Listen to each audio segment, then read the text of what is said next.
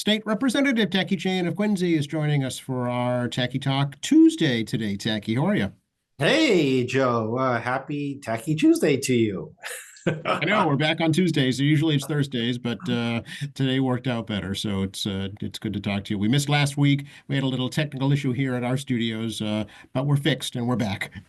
Yeah, the challenges of real life sometimes interferes with our ability to say hello to you all. But I hope everyone survived the storm this weekend. Hope that you all survived the relatively boring looking Super Bowl. I did watch the second half. Was tied up on other things before I could watch the game, and yeah, that was not a pretty game for the Kansas City Chiefs. And I hope you all prepare and able to deal with the upcoming spattering of weird winter weather coming out probably the next 5 to 7 days. Yeah, it's just going to be a big mess. It's definitely still winter, and February typically is our stormiest winter month. So here we are. Yeah, February is when it's the nastiest normally, and I mean we're still about 3 weeks away from March. We're actually, yeah, no, it's 2.5 weeks because it's 28 days in March. So you'll be here March wins before we know it, so to speak. But yeah, New England is always fun that way, right? We brutalize like a whole month of like strange winter, and then suddenly it gets tempered really fast once you get to late March. So again, as I have a friend who comes from sunnier places, I tell people winter makes you tougher, makes you tougher.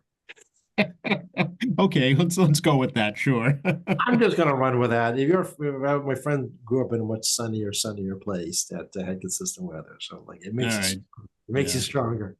That's my Personally, if I never see snow again in my lifetime, it'll be too soon. So that's just me. Well, we've been blessed from really dry winters, actually, which is regretful for the reservoirs and the well waters in the state. Actually, that's Um, true. Yeah, I know that state came out last week with some drought warnings, so that's a concern. yeah, it's already started because the snowpack isn't dense enough in the reservoirs. And obviously, this kind of frozen permafrost doesn't allow natural absorption by soil into the raw water systems. So I know we hate the winter, but it's a crucial part of our water system for the summer because we stockpile a lot of water through the snowpacks, particularly for us. In our case, in the MWA district, particularly in the Quabbin Reservoir, the Quabbin is critical for snowpacks, and it's MWA checks the size of the snowpacks to give an estimate of how much water we have, and I'm sure the other smaller reservoirs around the state are doing the same to see what the projection may be for water availability. Yeah, I mean, it's definitely a concern. Although the state did point out right now the MWRA is fine. It's not in a drought condition right now. Yeah, we live in Quincy. We're very fortunate, to be honest. We're very fortunate in the Amderbury district for water and sewer. I'm aware that water sewer prices can be a challenge. Also, keep in mind though, it's massive capital improvements are regularly occurrence, including, believe it or not, anti-terrorist improvements that's been ongoing since 9/11. At the same time, though, they are would like to be able to go into some other areas, but the community that wants Amderbury service needs to pay for the hookups, and that is the barrier for communities on the South Shore to enter the Emery system because that town has to pay for the connection. They Mm. don't want you and I to pay for those connections. Right. Yeah, I know that's one of the speaker's goals is to expand the district to promote further development. Right. Yeah, steady water supply, steady electricity, and to be honest with you guys, steady natural gas is how you create economic development. Look no further than city of Boston, where Michelle Wu had to rescind her whole anti-natural gas position when she realized she couldn't build anything. And well, it's admirable that she wants to have her green construction, which isn't bad. But the problem is that there's cheaper in other areas for economic development that doesn't have those proposals in other parts of the state. So I mean, it's a good idea to put your ideology out there, but you got to have a balancing act between the two. You can accomplish what you need to do. You just can't sledgehammer your way through it. Right. Exactly. So it's been a whole week, Techie. So what's happened? Well, as you read, we passed a supplemental budget up at the State House of $425-ish million. It addresses the shelter issue, but not necessarily just the emergency shelter issue, but also the homeless shelters as well as other transitional not-for-profit agencies doing the work. Homelessness is not an issue just for migrants. It is an issue that's going on through the state quite heavily. And this is challenge for us in the sense we're getting crappy data sets. Let's call it what it is from the governor's office. So what we did in our bill was that we cap it at 4,000 total families, which is pretty consistent with what the governor's been doing. We require Corey checks. We require demonstration of residency in Massachusetts. So we have an idea if you are residents or can prioritize residents, veterans, and persons with disabilities, and people fleeing domestic violence. In particular, for emergency shelter. Domestic violence one in particular, and children and persons with disabilities, the Executive Office of Housing and livable communities now, we used to call it urban development, but Secretary of Housing has the ability to create some regs to create special exemptions. Domestic violence, as John Keenan has pointed out in the past, is one of the big ones, right? You fleeing your abuser in Rhode Island, you're not going to be someplace where your abuser can find you, okay? I mean, duh. So obviously, some of these folks on our border states does come to Massachusetts seeking emergency shelter from a domestic violence situation. So we did take that into consideration as we looked at trying to create some special exemptions. Veterans already have a number of services, including Veterans Homeless Services and Department of Veteran Services in Quincy. So we just added yet another layer and something that they already have two other avenues available essentially in finding assistance. If you have a friend that's a veteran that's having some trouble, please call Christine down in Quincy Veteran Services. I'm sure Joe can pop the number up somewhere. We use them a lot from our office, my constituent services regarding veterans. And of course, you guys all work in Boston and on State Street. The Homeless Veterans Assistance Program is right on State Street in Boston, as well as our local veterans agents. So let's kill that myth here on the veterans issue. I mean, they get priority services because of dedicated services. You and I became homeless needs to go through the system with everybody else that is not specialized. Yeah. So do you think this will kind of not solve the crisis, but at least get it under control? Well, we have a real challenge between compassion and money. Let's call it what it is, right? We don't have enough money. This is not a new story for everybody. You've been hearing us talking about this for a solid year, over $900 billion. Have we been here before? Absolutely, we have after the great financial crisis, but it took almost 7 years to get to $1 billion a year on emergency shelter. That's how bad the financial crisis was in 2008. The amount of foreclosures and homelessness continued to rise dramatically for 7 years until it got to $1 billion. And once the economy started turning and the state invested more programs into vouchers in particular, the emergency shelter system started to be relieved going to 16, 17, 18 when the economy turned. So, there's a direct correlation normally during a major recession and homelessness, but this is not a normal situation. And, the rumor continues that we're trying to get these data sets on the fact that we are hearing that over 50% of residences in emergency shelters are not migrants. That's what we're hearing. But the problem is we can't get the data set. And this has been a frustration for us in getting some round numbers. Representative Mike Finn from West Springfield, believe it or not, he's been addressing the emergency shelter issue for almost it's over 3 years now, over 3 years. And he, filed an amendment that we supported to get better data out of the administration regarding the general numbers on residency, how many are migrants, how many are local residents, how many are, people in domestic situations. I mean, we want to get some better understanding of who is in our system. But I mean, we are hearing anecdotally from folks that, it's well past 50% now it's Massachusetts residents. Interesting. You don't have any evidence of it. That's the problem. We're getting a lot of information, but we're not getting data from the governor's office. Yeah, you can't take action until you know what you're dealing with, right?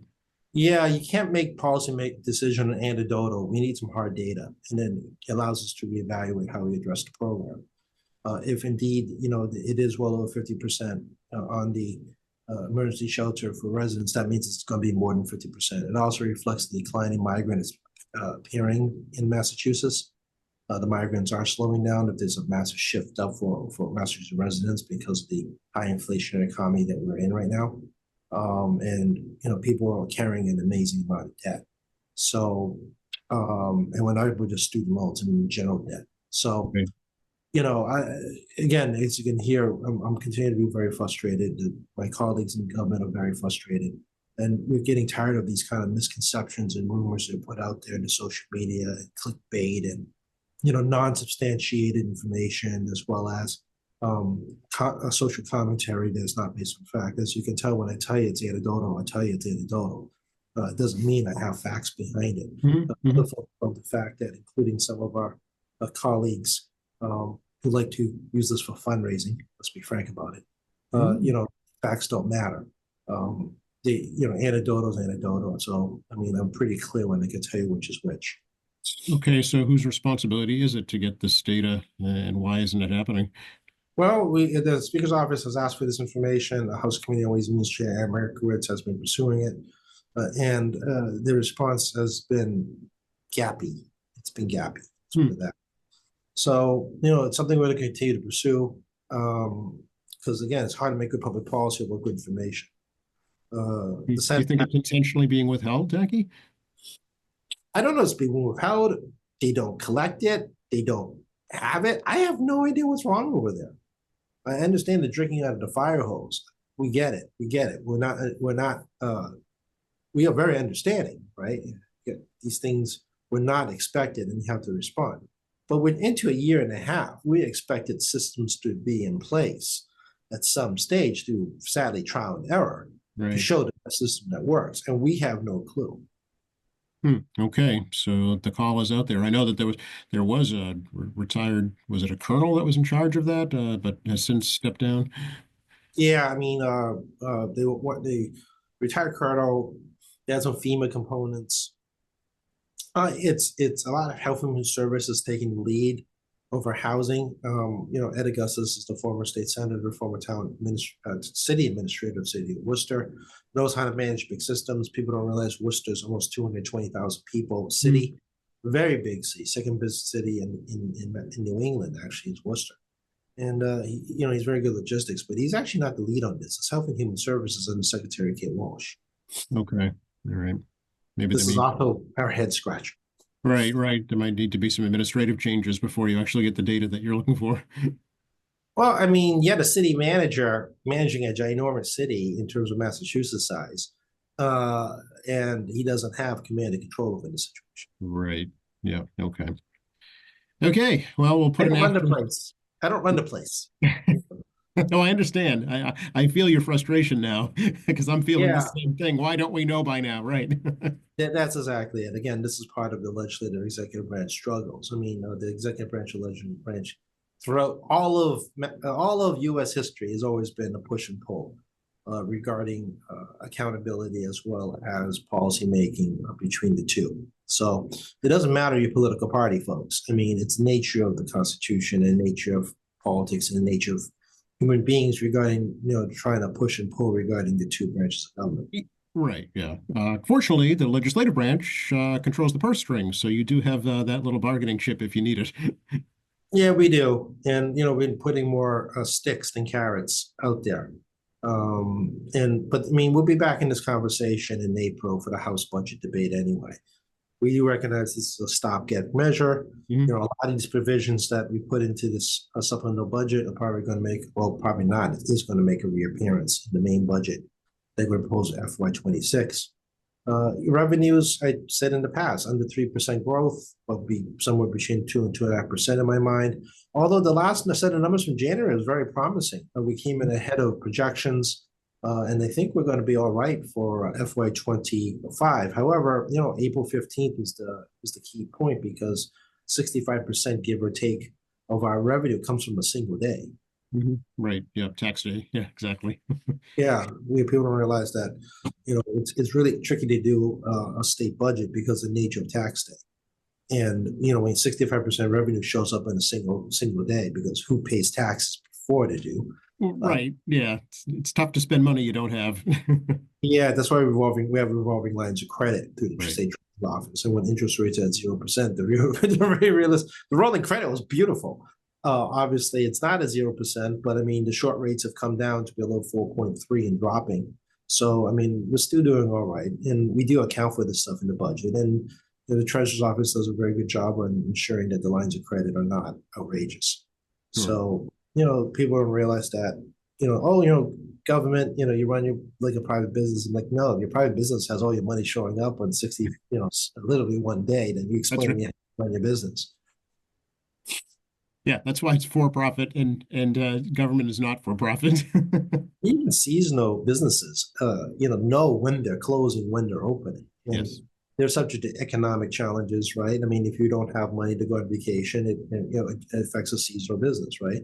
But their businesses are well honed for family businesses mostly for decades that knows the ebb and flows of the economy, right? The legislature is transitory. We have people run for office, win, lose, come, Right. go. It's a little bit different. And same thing with the executive branch, right? Governors stay 8 years tops these days. I mean, no one really does caucus 12 anymore. But I mean, legislators, come and go. I mean, we did the fast math. I mean, I'm just outside the top 20 people that in seniority at this point. My class is just outside the top 20 to 160. And if you take the Republicans out, I think we're top 17. Outside the top 17 is my class. So my class has shrunk considerably from 41 after special elections down to essentially, I think, 14. You're So, becoming very elite tacky.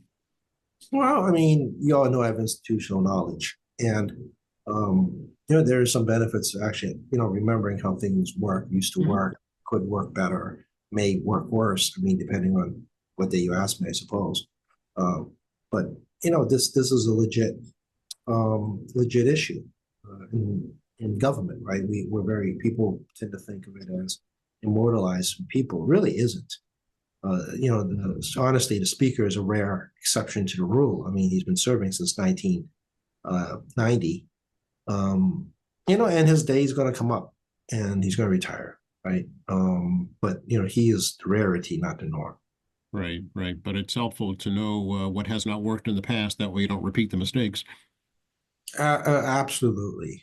Um, and it's also batter hardening, right? Those of us have been around some really bad recessions. '03 is the one I constantly talk about. Up bust era. Because I remember taking those angry phone calls when I worked in Michael Morrissey's office in the Senate, and visceral level of anger regarding the type of budget cuts that we had to go through. I mean, just visceral anger. Until you experience that and actually get the statistics of the people that have been heavily impacted by losing 10% of your revenue inside a 3-month time period, minimum 10%, because we had to cut 3 billion right away. Um, you don't know what that is. Yeah, it's well, yeah. Fear is the first emotion, I'm sure, and then anger, and then frustration. Yeah.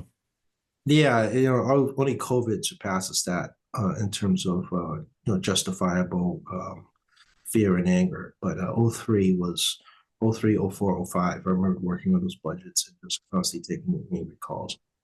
Yeah. Committee assignments yet? No, Hmm. no, we got nothing. The Senate was supposed to do a joint rule debate last week. Historically, we alternate who goes first. We decided to continue tradition of Senate going first. Senate did not do it last week.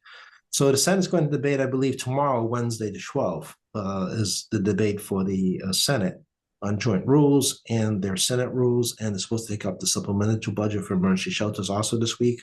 I'm hoping it's a very clean debate for them on that supplemental budget. That being said, we're going to wait and see what the Senate proposals are and ship them over to the House, and then we're going to have to review those proposals as well. I don't see enormous changes in the House rules. I think a lot of stuff we've done is probably going to stay mostly in line. One of the things, as a guy that watches a lot of these things in his life, I've never seen so many committees form and change and dissolve and absorb and so forth and so forth for a very long time. I find it rather remarkable. In my younger days, you basically had committees stay static for about 10 years at a time. Now it's like every cycle something changes, which creates more confusion for everyone. Mhm. As a joint committee guy that's been doing joint committee his whole life, I just find the whole thing just perplexing in many ways. But also, you guys may not be aware of this, but I mean, John Keenan doesn't get this benefit, but senators can receive two stipends, two chairman stipends, or chairman stipend and leadership stipend for having more than one committee. And Paul, my office, has been watching the amendments, and big surprise, a few of the senators want to create some more committees. Ah, of course. That's interesting and shouldn't be allowed, really.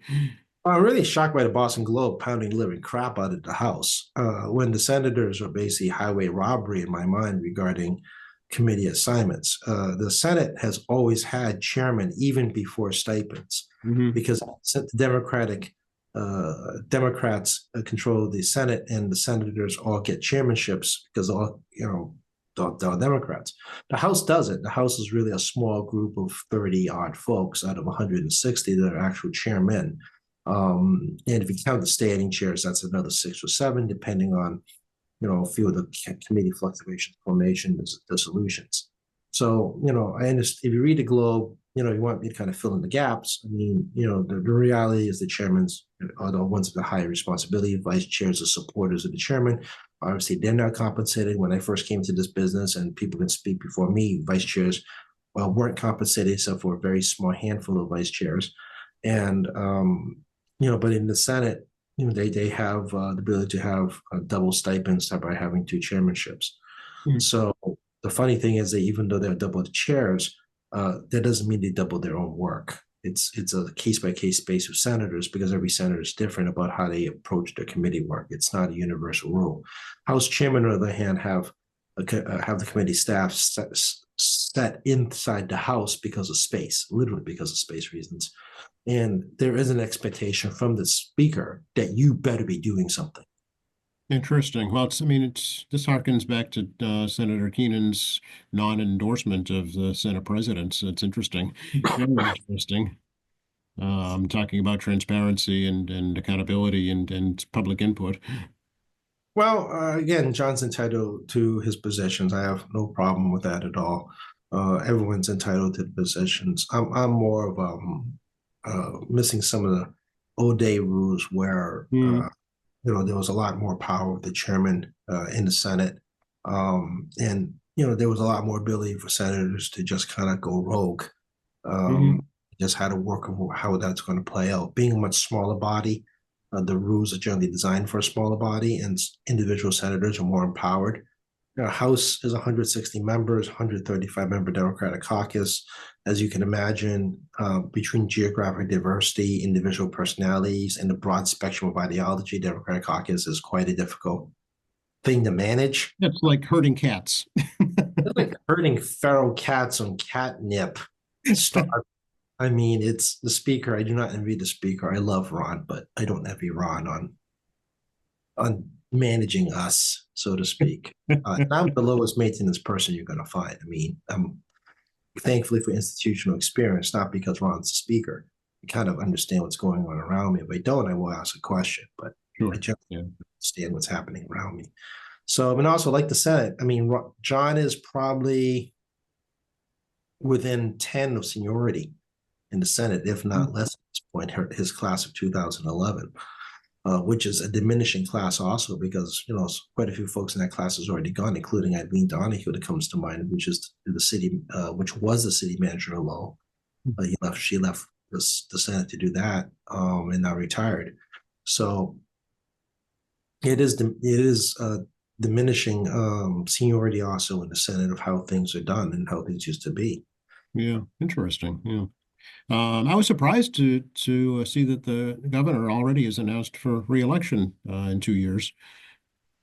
Yeah, I find it a little peculiar. I mean, it's not like us that run in 2 year terms. I mean, that was 2 years out for her. A lot of us at the 2 year level generally make an announcement between Christmas and papers coming out around February 15th.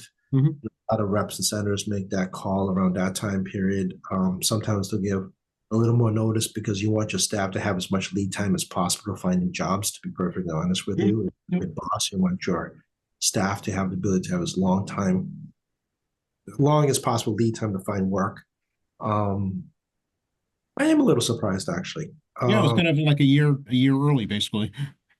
Well, there's no threat of a Democratic primary challenge announced. I do know that a lot of us raise a lot of money, but it doesn't mean we're running for governor. Hmm. Uh, there's all kinds of speculation, rumors about a couple of folks, but no one's actually demonstrated to pull the trigger nor raise $1 million. Right. Yeah. So The I'm only thing not I sure. could think of was it was a preemptive strike against possible Republican challengers. Yeah, but we're Democrats, right? You really Right. actually preemptive striking against a Democratic challenge, not a Republican challenge. Mm, Republicans are going to run whether they want to or not because they generally get a clean primary or yeah, true. a That's true. primary versus a nobody, which is more likely. And names have been floating around already about potential Republicans, but Hmm. until they need to form a campaign account now Hmm. because the nature of campaign finance laws in Massachusetts is so restrictive. Unless you have a lot of personal wealth, which surprisingly we've as I talk and lament about how many people with personal wealth has become governors in the state in the last 20 years, both Democrats and Republicans. Um, they need to get started today because as much as you may have personal money, there is a point where you can tolerate only so much of money going into a hole. Right. And as of, I mean, I check it every day, and as of today, nobody's done that at the with the Office of Campaign Political Finance. There isn't one. Yeah, she's not going to scare out a Republican candidate. They're going to just do it. It's really about trying to scare a potential Democratic candidate, of which I'm not sure who it would be right now. I mean, there's a lot of Interesting. just out there, but I've not seen anything substantive. Yeah. Okay. All right. Hey, the King of Jordan came to the State House.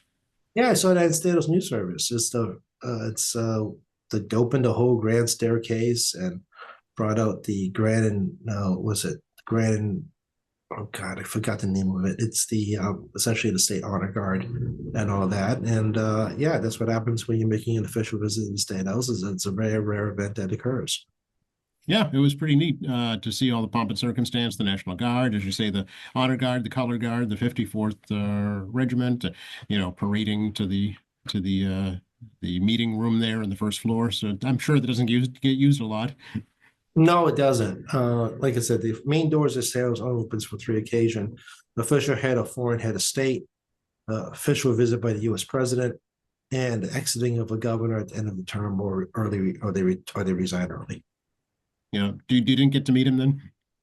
No, no, I'm not called into these things. The last head of state I met was the South Korean president who was having all kinds of problems, which, well, okay, the South Korean president Yoon, which we had lunch with. Well, I didn't really get to speak with him directly a lot, but I mean, that was what? It was like 2 Mays ago now? Was it three? I It was seem to remember that actually. It was at yeah, least two. Yeah. at least two. And he's the one that called martial law in South Korea that tried to bar parliament from entering by having the military surround the parliament, and parliamentarians desperately trying to barrel through the military civilian with no weapons to get into the building any way possible to end martial law under the Constitution. They have the power to do that, and he's been investigated by independent. They have an independent third party law enforcement, like the Executive Department of Justice, that investigates corruption of elected officials. And he's been impeached. His vice president, which is over there, called the prime minister, has also been impeached. And now they're running under a foreign minister president. And their Supreme Court is the final arbitrator of holding impeachments or not the legislature. They're going to send the impeachment case to their Supreme Court, which only has 6 out of 9 members there because the president won't appoint the other three, and because it's like a split appointment power there, Well, um, and the president and various ministers have been brought in for arrest for basic sedition. The country, in context, you have to understand, is a relatively young democracy, under 50 years old, mostly really 30-ish plus, 40. after the Korean War, basically, right? Yeah. Well, they had martial law. It was really a bunch of dictators, military Yeah. dictators. So they had more conventional democracy, and the Constitution was set up to create the prevention of another military coup. And it's designed really to, I mean, corruption is, not inevitable, but it's there. Let's not pretend it isn't. It's whether you have enough mechanisms in government to catch corruption. And in South Korea's case, they have a lot of different mechanisms out there, all watching each other to try to ensure the least possibility of someone getting away with crime in government. Right, right, right. Interesting. And I'd say least possibility. I don't think anything's foolproof, as you can tell. Yeah. Well, you got to meet him before all that, so that was good. Yeah, yeah. It was. I was actually at a friend of mine who is Korean, and we're chatting about it. And her mom was so proud that she met the Korean president. Now she doesn't talk about it. That's funny. It's good to know that we're not the only country in turmoil with the government. Most of the world is in turmoil. Hardly our. Speaking of, want to talk about tariffs and how they're impacting Massachusetts, or if you think they will, or what we Oh, can. yes, they will. Okay. In case you're wondering, our number one trade partner is our partner to the north. It's Canada. Yeah. Right? It was China. I need to look at the new numbers, but we're following the federal numbers regarding trade partnership, where it's Mexico, Canada, China, China, Canada, kind of flip back and forth on the national level. Ours is our neighbor to the north. And then, Mexico and Canada is probably flopping around. I believe in like countries like Switzerland, Japan, Switzerland, Korea, Germany, England, fill out our top 10. So actually, Hong Kong's in our top 15, oddly enough, as well as Really? China. Yeah, it's Oh, interesting. Those the really two really small places, Hong Kong and Taiwan, top bottom to the top 15. So, yeah, I mean, our biggest trade partners north of us, we are somewhat of a trade deficit historically with Canada, but also remember the U.S. dollar is super strong. Has always been strong against Canada. Right now, it's $1.45 U.S. wow. Canadian dollar to $1 US. To put in perspective, the historical number should be $1.25 Canadian Right. to Yeah. US dollar. Why does this impact us? One is because Canadians can't afford our stuff, Yeah. because a buck 45 versus a buck 25 before tariffs or under the current existing trade, the last the trade agreement we've had, whatever that numbers work out. I mean, Canadians can't afford our stuff. However, you have much more purchasing power as an individual. Right. And we are the largest single consumer on the planet of foreign goods because we have money. And there's 330 million Americans. The upper middle classes represent, 45% of the population. Actually probably 50%. I have to look up those numbers. That's the number I haven't looked at. Now I think about it. I haven't looked up the number regarding quote unquote middle class, upper Yeah, class. that'd be worth investigating because I think that has changed, I bet you. That's changed. I got to really look at that because the definition of middle class has moved again. Because what we Correct. think of our income guidelines regarding range of income for middle class has shifted because of CPI. Hmm. So consumer price index and inflation moves those numbers wrong. I can look that again. It's been a long time, but regardless, I mean, Massachusetts folks is the top 5 per capita in the state. We can afford to buy foreign products. And as a result, we have a more enormous purchasing power. Well, the Canadians do not have a strong purchasing power because they're $1.45 now, than they were from $1.25. And that's before the tariffs. So what does the tariffs mean? Well, I mean, we start tariffing Canadian goods. You and I are paying an extra 25% tax on their products. Even the federal government, Trump is heavily relying on our strong purchasing power to be able to withstand these tariffs. Right. Pre-COVID, we were extremely strong in purchasing power because wage inflation had exceeded regular inflation to a point where people actually were creating a bit of a surplus income. You could save, you could go on vacation more, you could buy more goods, and a lot of goods are foreign goods. The second is the energy issue. Our single biggest importer of oil is from Canada. It represents almost 60% of our oil import. So, and our refineries are not universal refineries. Most people don't realize refineries are designed for specific kinds of quality of oil. Hmm. Light crude comes out of Canada. The majority of refineries are not designed for heavy crude, which actually comes out of our own ground down in Texas and similar places. So every refinery has a different type of system. And guess what? They cannot change the system without building a new refinery. You have to blow up the old refinery to put a new refinery. Yeah. So when 60% of oil is now being taxed from Canada, I didn't know it's not 25%. President wants to do 60%.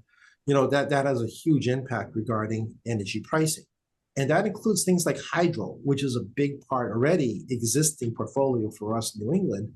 And given the fact that we seem to have a settlement, with Maine on this whole pipe, electrical transmission line, you will be paying more money on not just fossil fuels, but also renewable power if that 10% tariff goes through. And even though the US purchasing power is so much stronger than Canada's, 45% stronger. The question is, can you withstand that under current inflation, plus your wages are now below inflation, which they were above inflation, at the end of the Biden administration. Now it's starting to flip around again. So this is the reality of tariffs in our lives. And here's another funky thing. Cross-border production is a real interesting issue. For example, you can ship a good to Canada to US, US then assembles it, ships it back to Canada for continued assembly, then ships it back to the US. So you get four different times if the Canadians increase their tariffs, because you got a tariff coming to the US, US company does the manufacturing of that product and needs to ship it back to Canada, that's another tariff. And then it ships back to the US, there's another tariff. And then it ends up being a product, it'll be tariffed 3 times. Yeah, I know automobiles are a big market for that. Oh yeah, because the car parts, the administration is going to do aluminum and steel tariffs as of yesterday. That's going to come to U.S. Car manufacturers. They're going to do an assembly. They ship it back over the Canadian border for a continued assembly. Ship it back over to the U.S. for another assembly.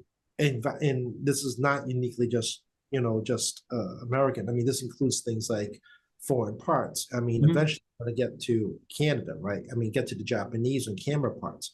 Camera parts come to the US, they're tariffed, they're assembled in the US. Right. They are kind of weirdly American made because everything's built here. Yeah. It's just that parts are shipped overseas, but sometimes those parts go through multiple channels, including Canada on it. So you could be tariffed on this weird, like multi-country thing.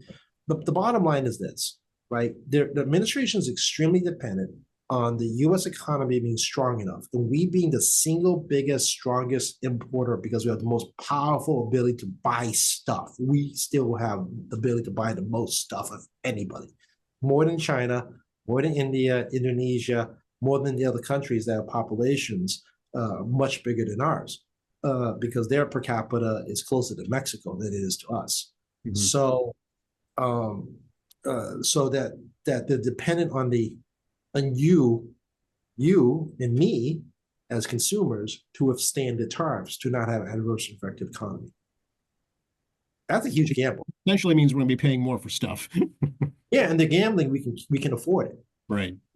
That's a huge gamble. I mean, normally tariffs, have like 3 policy components. Obviously, revenue generation is a gimme, protectionism, and a negotiation. I mean, those are the 3 public policies, right? Protectionism is that you're going to not buy foreign goods, buy local goods. For example, German, I don't know this, but there are no German trucks in the U.S. Oh, you're right. German trucks have not been in the U.S. because of a pig war, I discovered. Oh. So there was a pork tariff on U.S. pork. The Germans, we responded by tariffing German trucks specifically. Those tariffs have never changed. It's very interesting. Yeah, they're cars certainly, but not trucks. Yeah, that's exactly it. It's very expensive to buy a German truck. It's also very expensive to buy U.S. pork in Germany. This is a protectionism issue. They're trying to protect the domestic markets in both cases of the pork industries as well as the truck manufacturing industry. Those tariffs have never left. Those are still there. It's a long-term consequence. So, some of these things are targeted over the many centuries of protectionism, more than revenue generation is really what it is. Globalization's created protectionism. And, for trade negotiations, as you can tell, tariffs can be very targeted, very specific products.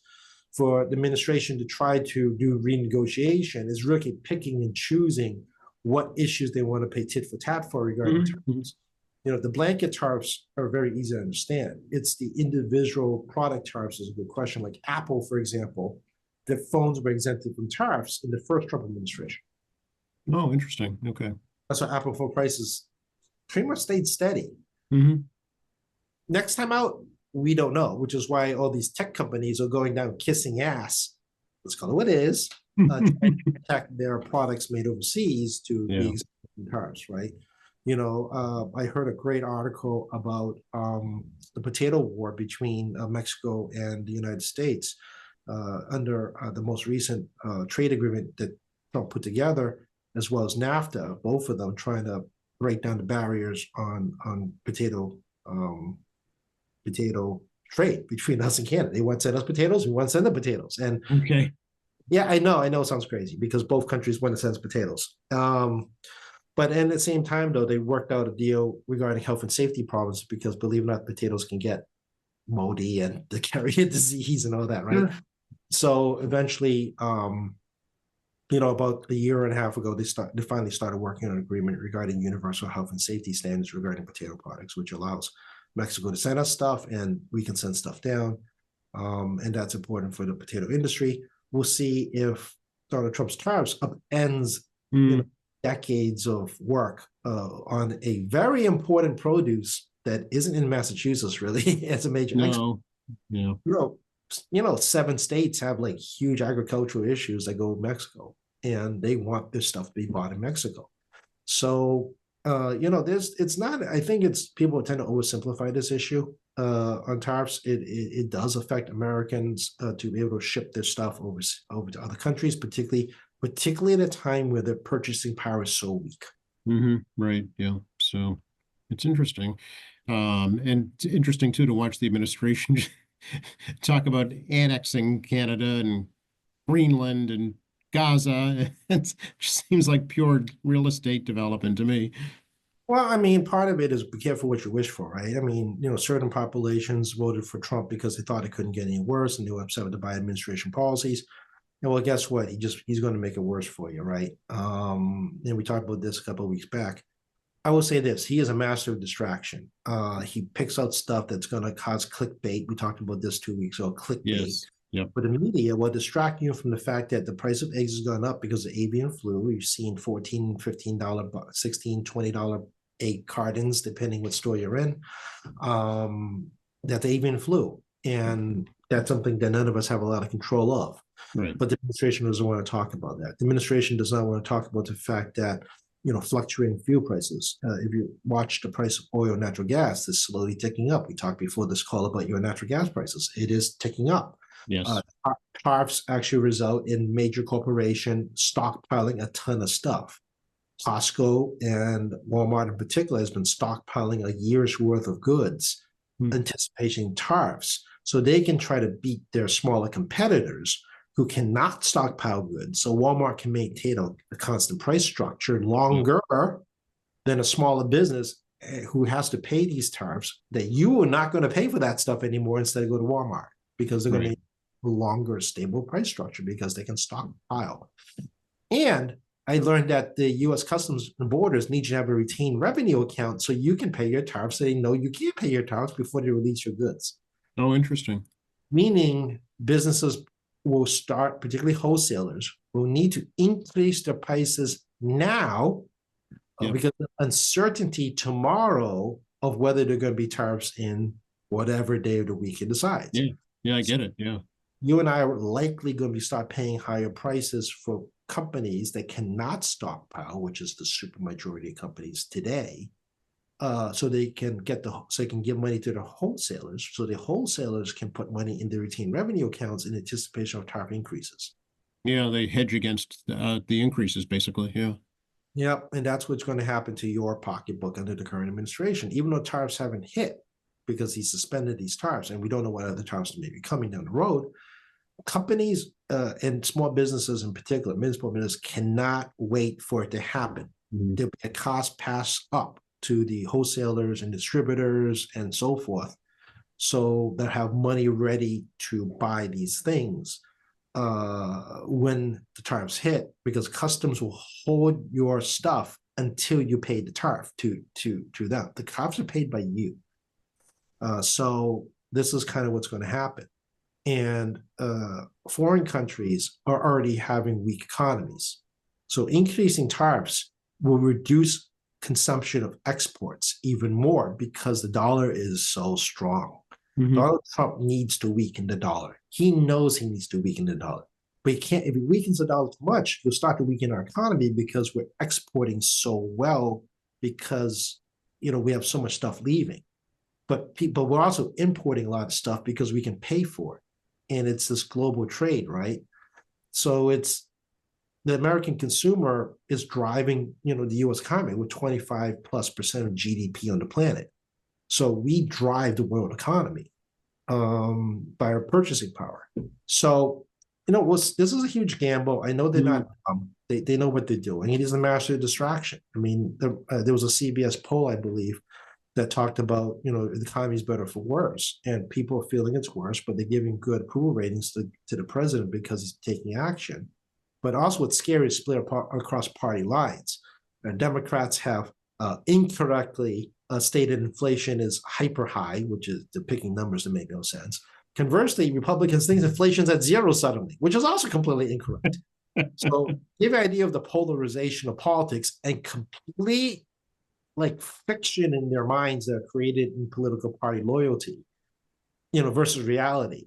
Well, I hope their pocketbooks are pretty strong because mine ain't. And I think this is welcome to disparity of the far ends of the political spectrum, where I hope they have a lot of money because the rest of us in the middle of the spectrum have not the purchasing power those guys may have. Right, exactly. Yeah. So, well, if they can carry the whole country on their shoulders, good luck to them because we can't. Hey, I mean, they want to share. Happy to hear it.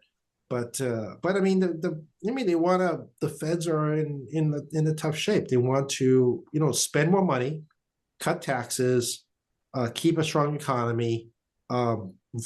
Businesses like agriculture will be adversely impacted. Last time out during the Trump administration, there was massive subsidies to agriculture because they were getting murdered on the tariff war on both ends. And we'll see how it works because the federal budget is about 7 trillion, 6.75 trillion. Discretionary budget's about 1.7, 1.6-ish trillion, depending on the day. Your debt is about 1.7 to $2 trillion of interest payments.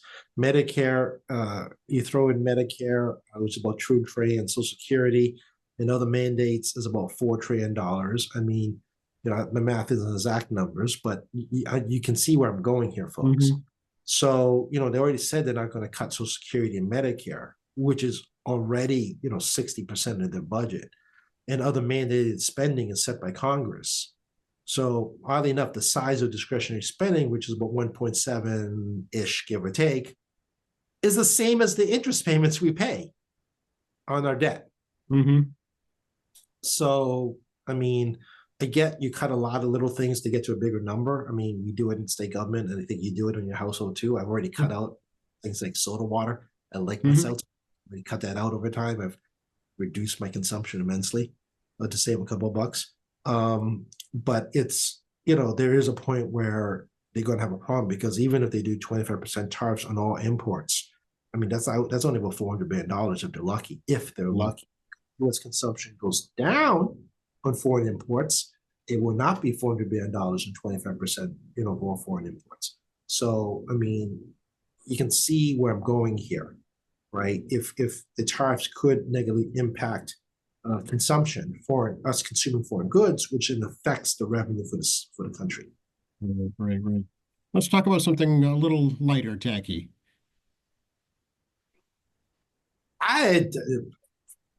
What's it's Lunar New Year coming up. Well, the New Year is coming up, but there's a snowstorm coming up the Saturday night. Well, that's not lighter. I want to talk about that. I've done a few snowstorm Lunar New Years. Parking is always the toughest because of the nature of Lunar New Year.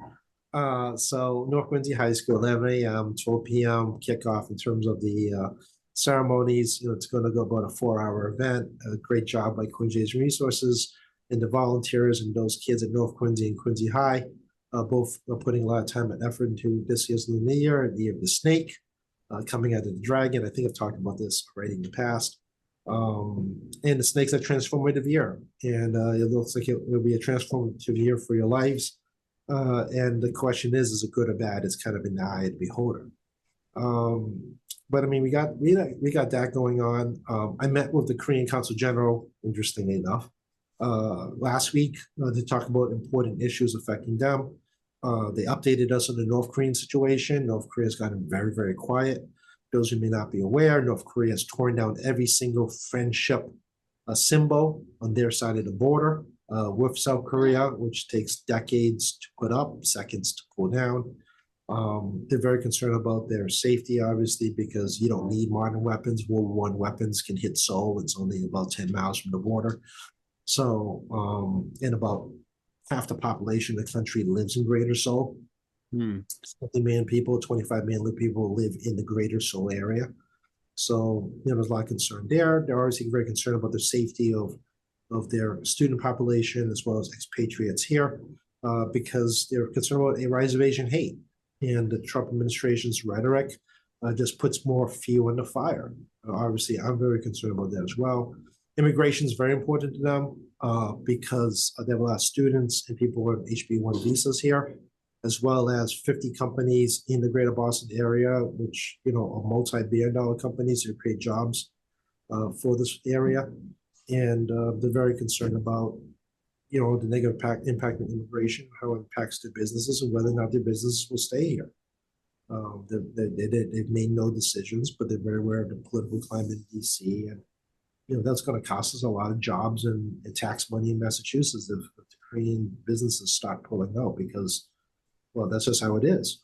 So, they're watching everything very, very carefully about, not just global security issues with North Korea, but also domestic issues and how it impacts them and their residents. So, it was actually a very good conversation. As you know, it was very interesting to hear from different consulates regarding how they perceive us, how it affects their investment in the U.S. and whether they'll continue the investment in the U.S., especially in Massachusetts. And kind of like, how they, want to ensure that, we have good communications and a stable relationship. What else is fun stuff? It's Valentine's Day coming up. Yeah, I don't do that. That's not me. I don't. It's President's Day on Monday. That's a big deal. Yeah, President's Day. We used to be, remember it was called, well, we're not that old, but I mean, it was once George Washington's birthday. Yes. And then it became a Lincoln thing. And then they decided to make it President's Day because this country did not want to recognize any single person at the federal government level. Actually, there's only one federal holiday named after a person, Martin Luther King. It's a continued tradition of this country to single any person out. It's historically to recognize the contributions of everyone in this country. However, MLK is actually the exception to the rule. Mm-hmm. So, this is kind of lost on folks, right, in terms of how the federal government does its federal holidays. But we shall see how, things go on next with this Congress and this new administration. Stay tuned. Exactly. Yeah. Yeah. So, we'll wait and see. But, also school vacation week is the first opportunity for people to take some time off their families since the holidays. And I heard that dry January is also going to dry February for some folks. Oh, really? Okay. Yeah, I talked to a few friends. They're like, yeah, we're moving to dry February now. Partially, it's actually also economic. Okay. I can understand that. Yeah. It's not strictly just for health. It's also economic. It's, again, the pinches on, and alcohol is one of those things people will pinch out. You guys know I chair alcohol policy, so we've been watching those things carefully about what's happening in the industry at the national level that affects us here at the local level. No, I wish I had a lot to tell you. I don't do Valentine's. I got nothing to work with there. And all right, I won't send you flowers and candy then, Tacky. Maybe from you, I'll take it. But I have no kids, so school vacation doesn't mean a lot to me either. So all I know is that we'll probably do a House debate on rules, maybe late February, maybe early March, where things are going. All right, we'll talk about that then, I guess. Yeah, we'll see if they can work out a deal. Okay. But beyond that, I really wish I had some really good news. I mean, I'm not talking about anything local, as you can tell. Quincy is a whole series of Patriot Ledger article stories, which I am very impressed that Ledger's actually talked about local stuff more. Nice to see spurring some civic conversation. I agree. So we're not going to make commentary here, but I definitely encourage folks to probably look at both the Quincy Sun and the Patriot Ledger. I was, of course, listening to Joe in the morning at AM as well, to get some local news. They've done a tremendously better job than they have in the past several years on more city council news more news from more diverse opinions where they agree or disagree with that opinion is relevant. The fact you're actually getting some other people to speak up about different ideas about city government, um, and also what the council is doing and the mayor's doing that affects not just your pocketbook but your quality of life in the city. So yeah, that's a good thing. But we're not going to commentary here today. I just want people to encourage people to use the Sun, QATV, as well as the Patriot Ledger, and because in the past the Ledger, let's be honest, Ledger really became like very thin. I mean, There's no question, and they'll admit it too, for sure. Not of their fault. A lot of them were trying to do the best they could, but a corporate had a different idea. Yeah, the challenges of media, and they have bosses too. It's not like they're independent agents. But I mean, again, I think they've done a really good job in recent year that I think everybody should, listening should really go back to. Not like I'm encouraged, promoting to buy the paper, but no, I have to say I'm very happy that I'm actually reading more about what's happening in City Hall. Yeah, an informed community is an educated community, and that really is the way to make things change for the better. Yeah, and Joe's driving interviews of local officials. And then our fun times here. Oh, as you guys all know, this is unscripted, so Joe doesn't even let me off the hook. No breaks given here. Well, you can compare the dodge and weave skills between me and other electeds. Yes, that's true. You're right up there, Jackie. I gotta say. Actually, on the record on Channel 5 on Sunday, 11 a.m., they had a speaker on. They actually had him on through the first segment and actually after the commercial break. So it was actually fairly long. And the speaker did a pretty good job. I'm not just, me. If Ron wasn't doing well, I would actually say it, and Ron would be like, "Why are you talking about me?" But he actually did a pretty good job on answering those questions and being very succinct in the response. So, if you catch it on YouTube and you want to see the speaker talk about some stuff for about 10, 12 minutes happening in State House, absolutely, also do encourage that as well. A lot of the local officials also on the record on Channel 5. I'm waiting for my invitation to go on someday. I don't know what I have to do to myself to make that happen. I wish Janet Wu was still around. It would be interesting if Janet Wu would let me off the hook when I started playing Dodge and Weave. Nothing against the rest of them there. But yeah, that's another form of local news resource that isn't like, talking head cable that you should take advantage of. It's, again, they have the clips on YouTube. So if you miss out on 11 a.m. on Channel 5, you can, watch it again. Like same with these podcasts. If you're sick of me after 15 minutes or maybe 5, you can just turn me off and move on to something else. That's right. We have many options. Yeah.